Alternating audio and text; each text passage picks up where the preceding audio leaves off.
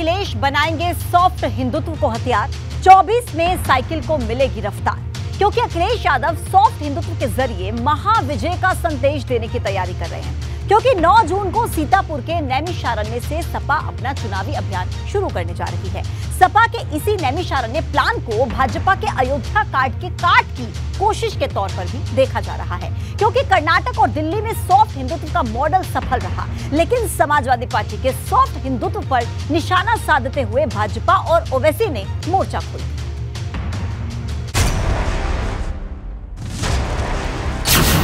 अखिलेश बनाएंगे सॉफ्ट हिंदुत्व को हथियार, साइकिल को मिलेगी रफ्तार।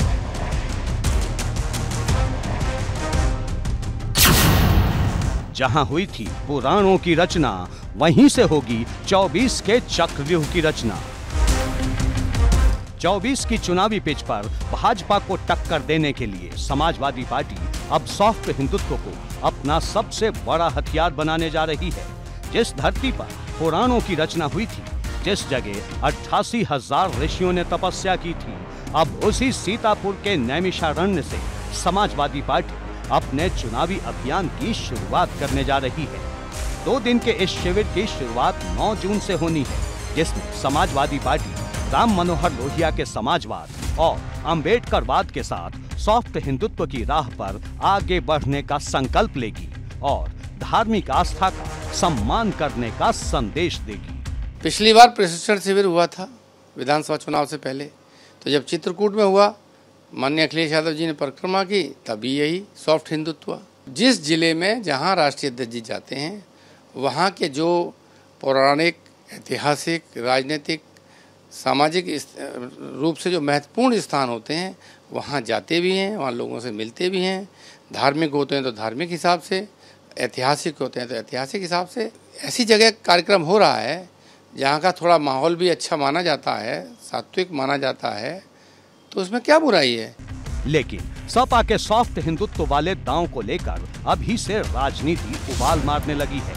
जहां भाजपा सपा को कंफ्यूज पार्टी बता रही है, वहीं असदुद्दीन ओवैसी ने भी सपा के सॉफ्ट हिंदुत्व के खिलाफ मोर्चा खोल दिया है। देखिए, इन सब लोगों का हाल वही है कि जैसे 100 चूहे खा के बिल्ली हज को चली वाला हाल है। हिंदुत्व के रास्ते को अपनाने की बात कर रहे हैं या नैमिषारण्य जैसे तीर्थ स्थल पे बैठक करने के लिए विवश हो रहे हैं, तो ये भारतीय जनता पार्टी की वैचारिक जीत है और सपा, बसपा, कांग्रेस जैसे दलों की ये वैचारिक हार है।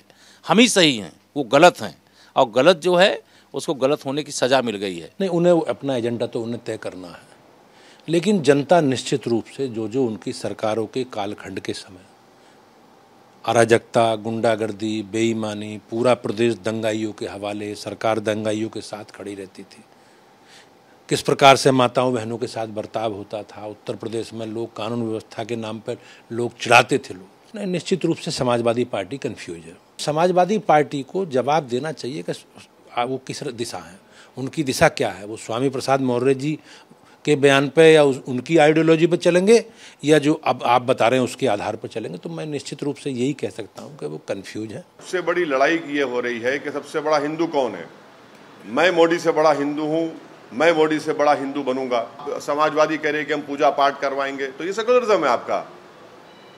क्यों सेकुलरिज्म का नाम लेकर आप मुसलमानों से वोट की भीख मांगते हैं और क्यों धोखा देते मुसलमानों को आप। और ऐसे मुकाबला करेंगे बीजेपी से आप नहीं मुकाबला करेंगे इस तरह से बीजेपी से। बीजेपी का उल्टा फायदा कर रहे हैं आप इस तरह करके। 2024 के लक्ष्य का संधान करने हेतु अपने योद्धाओं को ट्रेनिंग देने जा रहे हैं, जिसकी शुरुआत वो छोटी काशी कहे जाने वाले गोला गोकर्णनाथ से कर रहे हैं, जिसके बाद वो 88,000 ऋषि मुनियों की तपोस्थली नैमिषारण्य में अपने नेताओं को प्रशिक्षण देंगे।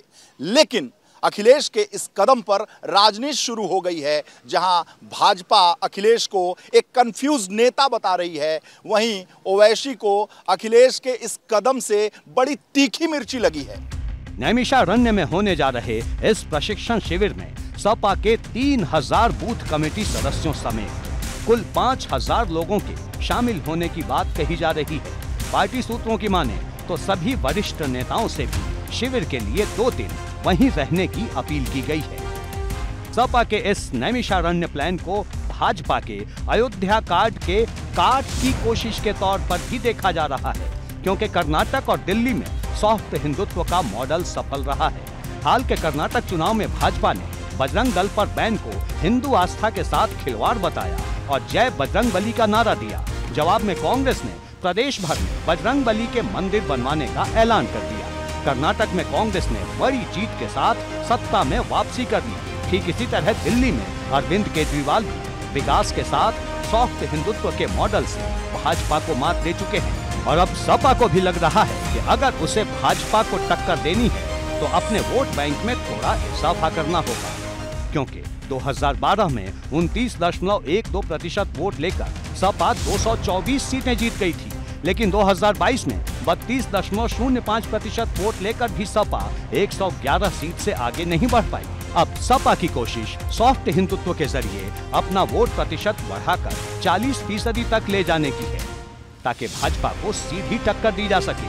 लेकिन बड़ा सवाल ये है कि क्या सपा का सॉफ्ट हिंदुत्व वाला दांव यूपी में काम करेगा, क्योंकि इसमें जितने फायदे हैं उतने ही नुकसान भी, और सबसे बड़ा नुकसान तो मुस्लिम वोट बैंक का है, जो सपा की सबसे बड़ी ताकत मानी जाती है। लेकिन इसका झुकाव निकाय चुनाव में बसपा, कांग्रेस और AIMIM की तरफ दिखा है।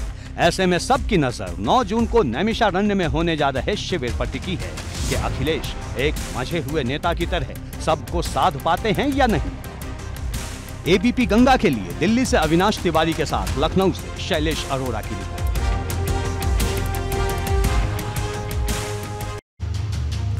देखिए, अब समझना ये होगा कि जो सॉफ्ट हिंदुत्व की पॉलिटिक्स है इसमें कितना दम है। आपको बताते हैं एक एक करके। देखिए, कर्नाटक में कांग्रेस ने सॉफ्ट हिंदुत्व का ही रास्ता अपनाया और कर्नाटक में चुनाव जीत भी लिया। दिल्ली में केजरीवाल ने विकास और सॉफ्ट हिंदुत्व को हथियार बनाया और वहां पर केजरीवाल ने भी चुनाव जीता। लेकिन अखिलेश अब सॉफ्ट हिंदुत्व के ही जरिए साइकिल में जीत की हवा भरना चाहते हैं। सपा का नैमिषारण्य प्लान अयोध्या कार्ड की काट माना जा रहा है। अखिलेश ने रामचरितमानस को लेकर भी चुप्पी साध ली है। अब इस पर कोई बयान भी सामने नहीं आ रही। साथ ही साथ स्वामी प्रसाद मौर्य, जिन्होंने रामचरितमानस को लेकर बयान दिया था, उन्हें धार्मिक मामलों पर न बोलने की नसीहत भी दी है।